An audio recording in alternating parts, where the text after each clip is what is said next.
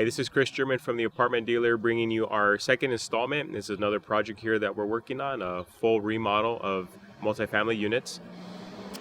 This one really plays into this whole new rent control law. As I was purchasing this property, literally in the middle of the purchase of the property, this is when the rent control conversation began to ramp up, and it soon became a question of giving the tenants just a regular notice to increase rent when we took over, to actually having to give them all the tenants a 60-day notice to vacate. So when we last left you, of the 5 units, there was still 2 tenants dwelling in the units. We now are completely vacant. We have possession of all 5 units, and we're going to walk you through where we are at this point. We're nearly done with what they call the rough. We are changing out the plumbing, we're changing out the electrical. So everything that goes in the walls, so to speak, that's what they refer to as the rough, we're just about done. And just to share with you what we're doing here on this project. So let's take a look. All the units are 2-bedroom, 1-bath. There's a triplex building and a duplex building. That's the only variation you see in layout, but in general, they're about the same size. As we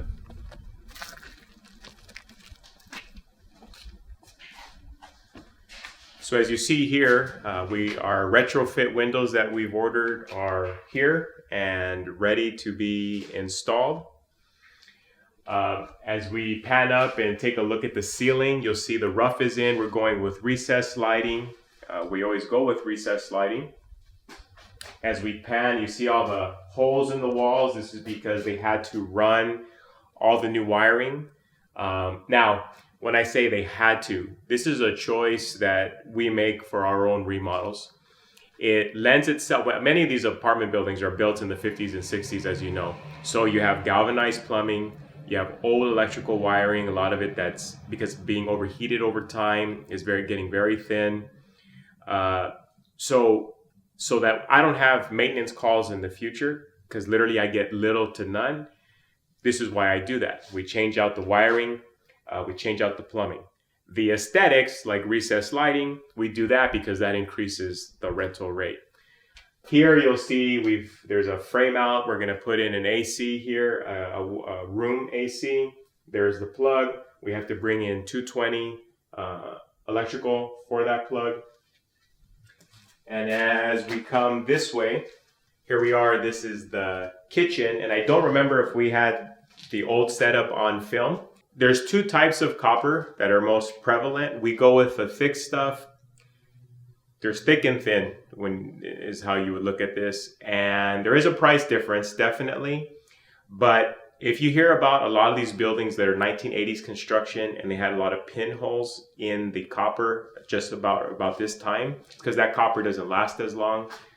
So we go with the good stuff, new wiring.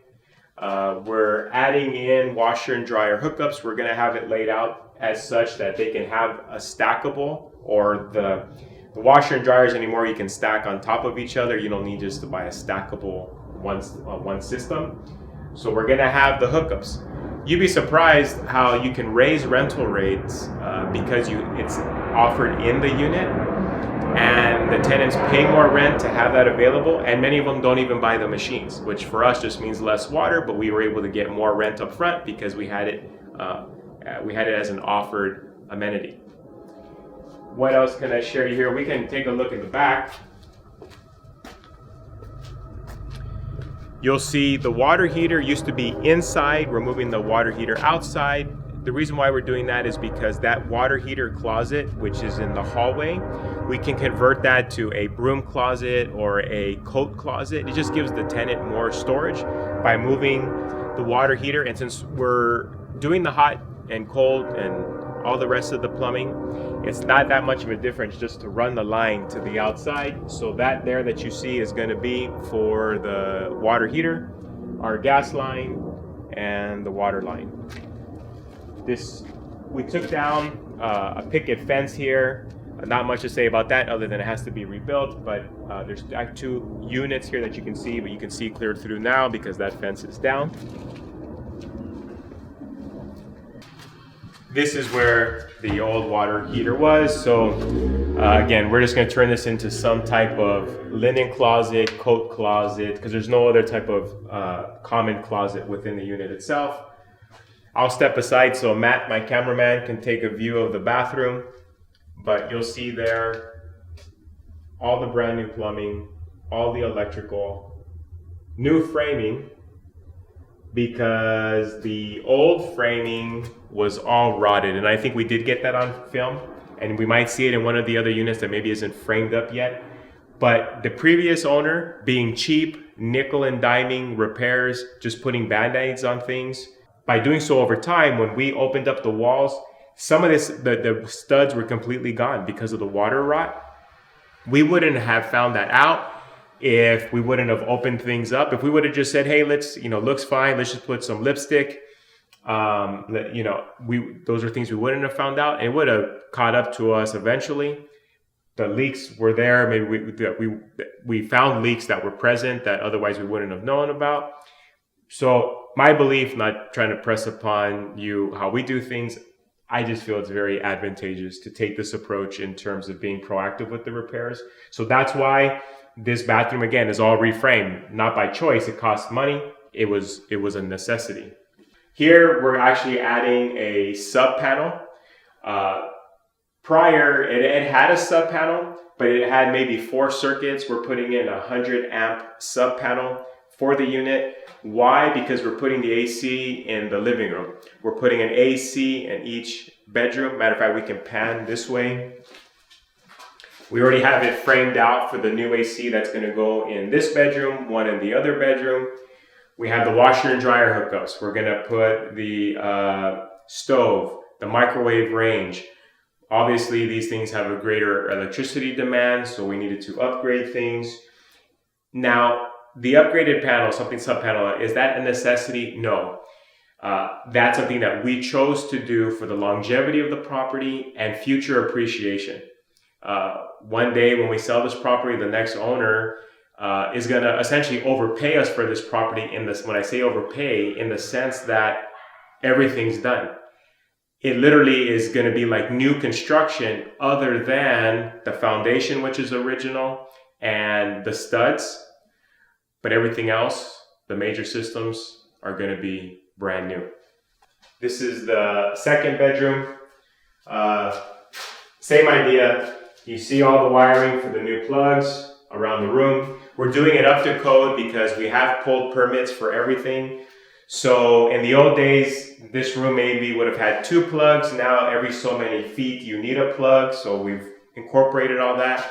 You see the recessed lighting. We're going to go with a ceiling fan. And another thing, if you've watched my videos, you know that we do, is we hardwire the smoke detector and the carbon monoxide detectors. I don't know that that's a requirement. We assume one day it will be. And since we're running all this wire anyhow, better to have it hardwired. This way you don't have the issue that every 6 months, 9 months, you have to go through, see if the tenants have replaced the batteries. Most of the new smoke detectors are sealed anyhow. The tenant can't open them. But for those of you that maybe aren't in compliance with that law and you have the older style that takes a battery, you know that once it starts beeping, the tenant takes it out anyhow. And if there's a fire, you could be liable if you don't have some type of system that notates that you've been through the unit, verified that it was working, and that it was the tenant's issue that they didn't alert you to a battery or something like this. To add to the checklist of things I don't have to worry about, we hardwire the carbon monoxide and the smoke detectors. We're going to show you another unit now. All my units, interestingly enough, are on raised foundations, many of them. So when you're replacing the plumbing, that's much easier because you can access all the plumbing underneath. This is on slab, meaning a lot of the plumbing is buried. But because we're upgrading all the plumbing, what we also decided to do is, you can see here this trench that's been dug. We replaced the main line because the meter, the water meter itself, is only just right there. So we had a very short run. It's not like we had to run copper several feet. So we said, okay, you know what? Let's install a new main line. And then it comes in, obviously, there, where we go up in the wall, and then we're going to go across the attic space, and that's going to become the main supply for each of the units. Now, the intricacies of how it ties in, because we're going to have individual shutoffs for each unit. That would be a question for the plumber. Just know that instead of having one shutoff and now the entire complex is turned off for water if we need to do a repair, each individual unit is going to have a shutoff as well. It just makes things that much easier when you are dealing with maintenance.